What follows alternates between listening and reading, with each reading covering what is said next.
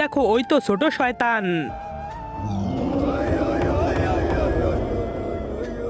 আরে সালা এ তো শুধু নামেই ছোট শয়তান, আসলে তো আমার থেকেও অনেক বড়। আরে ছোট শয়তান এদিকে দেখ, তোকে শেষ করার জন্য মানুষ নিয়ে এসেছি, এবার তো তুই বাঁচবি না।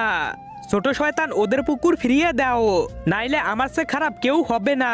আরে মানুষ এখান থেকে চলে যাও, নাইলে তুমিও ওদের সাথে মারা যাবে।